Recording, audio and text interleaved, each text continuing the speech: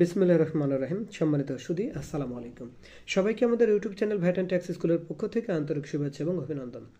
সম্মানিত সুধী, বরাবরের মতোই আমাদের চ্যানেল সবসময় সঞ্চয়পত্রের সর্বশেষ আপডেট নিয়ে কথা বলে।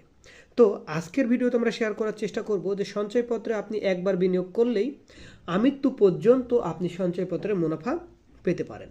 তাহলে কিভাবে বিনিয়োগ করবেন, বা আজকে একবার বিনিয়োগ করলে সেই বিনিয়োগ কি নবায়নযোগ্য কিনা, অথবা এই পুনরায় নবায়ন বা আপডেট আপনাকে করতে হবে কিনা, এবং এটা কত তারিখ থেকে কার্যকর। যাই হোক, এই পুরো বিষয়টা শেয়ার করার চেষ্টা করব, তাই ভিডিওটি না টেনে শুরু থেকে শেষ পর্যন্ত দেখুন। সম্মানিত সুধী, অর্থ মন্ত্রণালয় আভ্যন্তরীণ সম্পদ বিভাগ থেকে 2024 সালের নভেম্বর মাসের 3 তারিখে একটা প্রজ্ঞাপন জারি করা হয়। সেই প্রজ্ঞাপনের কিছু বিষয় ছিল অস্পষ্ট। সেই অস্পষ্ট বিষয়গুলোকে পুনরায় আভ্যন্তরীণ সম্পদ বিভাগ অর্থ মন্ত্রণালয় প্রয়োজনীয় যে অস্পষ্টকরণ বিষয়গুলো ছিল সেই অস্পষ্টকরণ বিষয়গুলোকে স্পষ্ট করেছে, এবং সেই স্পষ্টীকরণ সংক্রান্ত সবার কার্যবিবরণীর কপি বাংলাদেশ ব্যাংকে পাঠিয়েছে। আচ্ছা, সেই সবার কার্যবিবরণীতে কি কি বিষয়গুলো স্পষ্টীকরণ করা হয়েছে সেই বিষয়টুকু নিয়েই এখন আমরা কথা বলবো। আচ্ছা, আলোচনার বিষয় ছিল জাতীয় সঞ্চয় স্কিমের বিষয়ে জারিকৃত প্রজ্ঞাপনের ব্যাখ্যা এবং অনলাইন সিস্টেমে তা অন্তর্ভুক্তিকরণ। অর্থাৎ সেই যে প্রজ্ঞাপনে আমাদের যে আপডেটেড কিছু তথ্য ছিল সেই তথ্যগুলো অনলাইন সিস্টেমে অন্তর্ভুক্ত করা হয়েছে কিনা এবং দ্রুত অন্তর্ভুক্ত করার বিষয়েও সিদ্ধান্ত হয়েছে। তো সেখানে বলা রয়েছে, আপনারা দেখতে পাচ্ছেন সিদ্ধান্তসমূহ কি কি বলা রয়েছে, যে 5 বছর মেয়াদী যে বাংলাদেশ সঞ্চয়পত্র, পরিবার সঞ্চয়পত্র, পেনশনের সঞ্চয়পত্র, 3 মাস অন্তর অন্তর মুনাফাভিত্তিক সঞ্চয়পত্র এবং ডাকঘর সঞ্চয় ব্যাংক মেয়াদী হিসাবের ক্ষেত্রে বিনিয়োগকারী বিনিয়োগের ঊর্ধ্বসীমা পর্যন্ত অর্থাৎ আমৃত্যু পুনঃ বিনিয়োগ সুবিধা পেতে পারেন। অর্থাৎ মৃত্যুর আগ পর্যন্ত এই পুনঃ বিনিয়োগ সুবিধা পেতে পারেন। তার মানে কি, একবার বিনিয়োগ করলেই সেটা পুনঃ বিনিয়োগযোগ্য হয়ে যাবে এবং একবার বিনিয়োগ করলে আপনি আমৃত্যু পর্যন্ত মুনাফাটা পেতে পারেন। তবে যে সকল সঞ্চয়পত্র অর্থাৎ যে সকল 3 মাস অন্তর অন্তর মুনাফাভিত্তিক সঞ্চয়পত্র, পরিবার সঞ্চয়পত্র এবং পেনশনের সঞ্চয়পত্র এই যে 2024 সালের ডিসেম্বর মাসের 1 বা তৎপরবর্তী সময়ে মেয়াদ উত্তীর্ণ হবে, অর্থাৎ যেগুলো ম্যানুয়াল সহ, সে সকল সঞ্চয়পত্র পুনঃবিনিয়োগ সুবিধা পাবে। এবং প্রতিবার পুনঃবিনিয়োগের জন্য অনলাইনে বা সশরীরে গ্রাহকের সম্মতিপত্র গ্রহণ করতে হবে, অর্থাৎ অ্যাকসেপ্টেন্স লেটারটা গ্রহণ করতে হবে। এবং বিনিয়োগের ঊর্ধ্বসীমা অতিক্রম করার ক্ষেত্রে ঊর্ধ্বসীমা পর্যন্ত পুনঃ বিনিয়োগ সুবিধা পাবে, অর্থাৎ ম্যাক্সিমাম যে লিমিট সেই লিমিট পর্যন্ত আপনি পুনরায় বিনিয়োগ সুবিধা পেতে পারেন। আচ্ছা, এবং ঊর্ধ্বসীমার অতিরিক্ত অর্থ যদি এমন থাকে যে আপনি বিনিয়োগ করতে পারবেন 45 লাখ টাকা, বাট আপনার বিনিয়োগ হয়েছে 50 লাখ টাকা, তাহলে পুনঃবিনিয়োগ করার সময় আপনার যে ঊর্ধ্বসীমা যে 45 লাখ টাকা সেইটাই পর্যন্ত পুনঃবিনিয়োগযোগ্য হবে। এবং অতিরিক্ত যে ঊর্ধ্বসীমার অতিরিক্ত অর্থ অর্থাৎ মুনাফা সহ যেটা ঊর্ধ্বসীমার অতিরিক্ত অর্থ স্বয়ংক্রিয়ভাবে গ্রাহকের ব্যাংক হিসেবে প্রেরণ করা হবে। এ প্রেক্ষাপটে জাতীয় সঞ্চয় স্কিম অনলাইন ম্যানেজমেন্ট সিস্টেমের আওতায় সেলফ সার্ভিস মডিউল নামে একটা নতুন ইন্টারফেস চালু করা হবে। এবং ওই ইন্টারফেসে আপনার একটা ইউজার আইডি পাসওয়ার্ড ব্যবহার করে বিনিয়োগকারী অনলাইনে পুনঃবিনিয়োগ আবেদন করতে পারবেন। যে আপনি পুনঃবিনিয়োগ করতে চাচ্ছেন সে আবেদন করতে পারবেন। একই সাথে যদি বিনিয়োগকারী প্রয়োজন মনে করেন, যে কোনো ইস্যুকারী অফিস অথবা সশরীরে উপস্থিত হয়েও আপনি পুনঃবিনিয়োগের আবেদন করতে পারবেন। তার মানে আপনি অনলাইনেও করতে পারতেছেন, আবার যে অফিসের মাধ্যমে আপনি বিনিয়োগ করতে চান বা পুনঃবিনিয়োগ করতে চান সেখানেও সশরীরে গিয়ে অর্থাৎ উপস্থিত হয়ে পুনঃবিনিয়োগের আবেদন করতে পারবেন। আচ্ছা, ম্যানুয়াল পদ্ধতিতে প্রতি বছর বন্ডের ক্ষেত্রেও জাতীয় সঞ্চয় স্কিম অনলাইন ম্যানেজমেন্ট সিস্টেমের আওতায় ইস্যুকৃত ওয়েজ আর্নার্স যে ডেভেলপমেন্ট বন্ড আছে, US ডলার প্রিমিয়াম বন্ড আছে, US ডলার ইনভেস্টমেন্ট বন্ড এর ন্যায় একই মেয়াদে পুনঃবিনিয়োগ সুবিধা পাওয়া যাবে। এক্ষেত্রেও পুনঃবিনিয়োগের জন্য প্রতি বছর অনলাইনে বা সশরীরে গ্রাহকের সম্মতিপত্র গ্রহণ করতে হবে। তবে একটা জিনিস মাথায় রাখবেন, যারা বিদেশে থাকেন, বিদেশে থেকে সঞ্চয়পত্র বিনিয়োগ করছেন, তারা যদি চান ম্যানুয়ালি সশরীরে উপস্থিত থেকে পুনঃবিনিয়োগ করতে পারবেন, অথবা অনলাইনে যে আপনার নতুন ইন্টারফেস চালু হচ্ছে যেখানে ইউজার আইডি এবং পাসওয়ার্ড থাকবে, সেখানে ইউজার আইডি পাসওয়ার্ড ব্যবহার করে আপনি পুনঃবিনিয়োগের জন্য আবেদন করতে পারবেন। আচ্ছা, এবং আরও বলা রয়েছে যে প্রযোজ্য ক্ষেত্রে বিনিয়োগকারীকে, অর্থাৎ আপনারা জানেন যে আয়কর রিটার্ন দাখিলের যে প্রমাণক অর্থাৎ proof of submission of return, যেটা ছাড়া আপনি সঞ্চয়পত্র কিনতে পারেন না, তো সেক্ষেত্রে বলা রয়েছে আবশ্যিকভাবে জমা দিতে হবে, অর্থাৎ ওই রিটার্ন দাখিলের প্রমাণপত্র বা স্লিপ ছাড়া পুনঃবিনিয়োগের সুবিধা আপনি পাবেন না বা কার্যকর হবে না।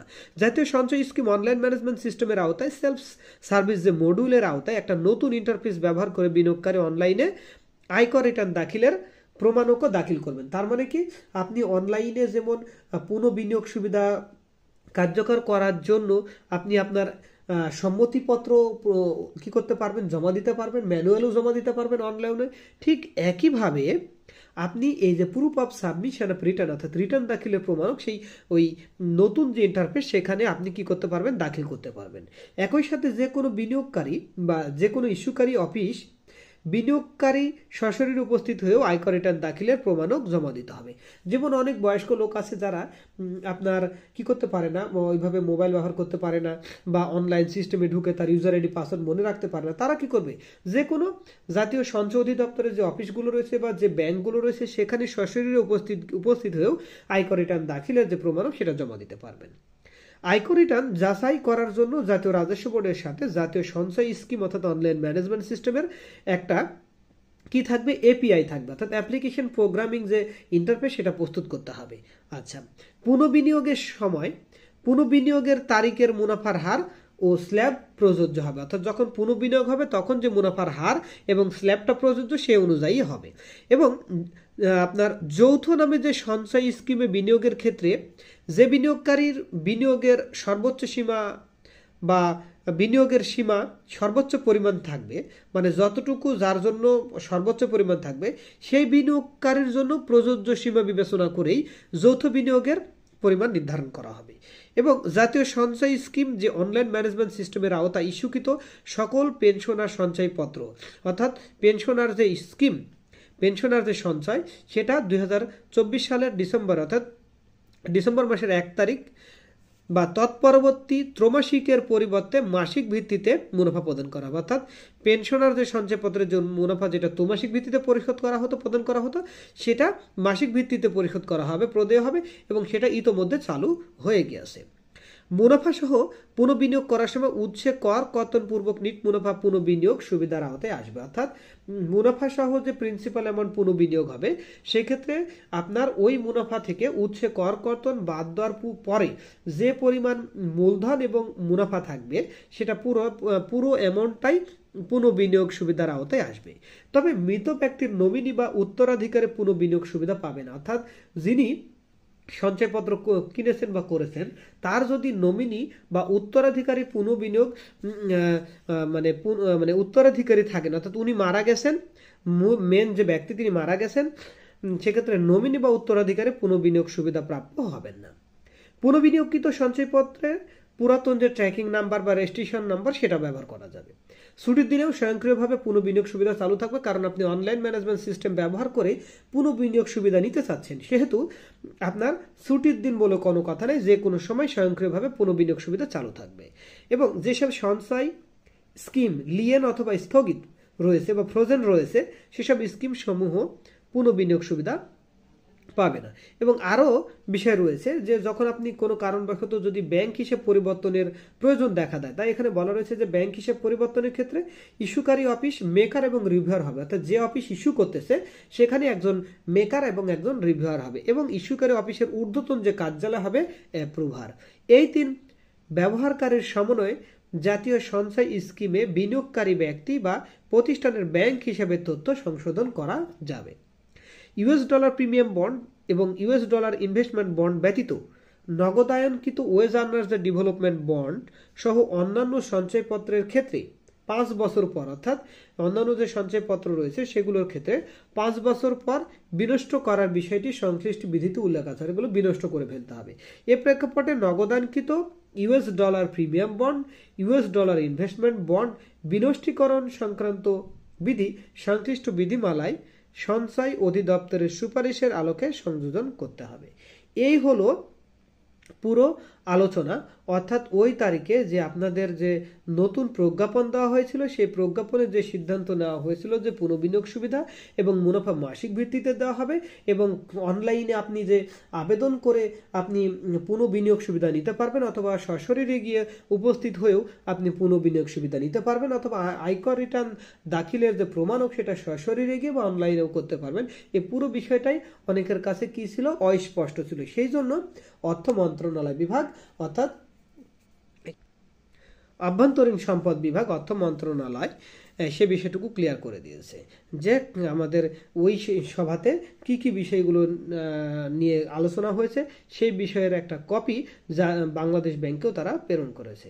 যাই হোক সম্মানিত শুধু আশা করছি বিষয়টি আপনাদের কাজে আসবে, উপকৃত হবেন যে আপনি একবার বিনিয়োগ করেই আজীবন অর্থাৎ মৃত্যুর আগ পর্যন্ত সঞ্চয়পত্রের মুনাফা আপনি পেতে পারেন এবং অফিসে না গিয়েও আপনি কি করতে পারবেন, পুনঃবিনিয়োগ সুবিধা নিতে পারেন। যাই হোক সম্মানিত শুধু আশা করছি বিষয়টুকু ক্লিয়ার হয়েছে। যাই হোক সম্মানিত শুধু ভিডিওটি যদি ভালো লেগে থাকে অবশ্যই লাইক দিবেন, শেয়ার করবেন, কমেন্ট করবেন এবং ভ্যাট, ট্যাক্স, সঞ্চয়পত্রের সকল আপডেটেড নিউজ বা আপডেটেড তথ্য অর্থাৎ ই রিটার্ন অর্থাৎ ভ্যাট অনলাইন সার্ভিসের সকল আপডেট, ই রিটার্নের সকল আপডেট পেতে আমাদের চ্যানেলটিকে অবশ্যই সাবস্ক্রাইব করে রাখুন এবং বেল আইকনটা অন করে রাখুন যাতে নতুন নতুন ভিডিও নোটিফিকেশন আপনি আপনার চ্যানেলের মাধ্যমে পেতে পারেন। যাই হোক সম্মানিত শুধু আজকে এ পর্যন্তই। সবাই ভালো থাকবেন, সুস্থ থাকবেন। আসসালামু আলাইকুম।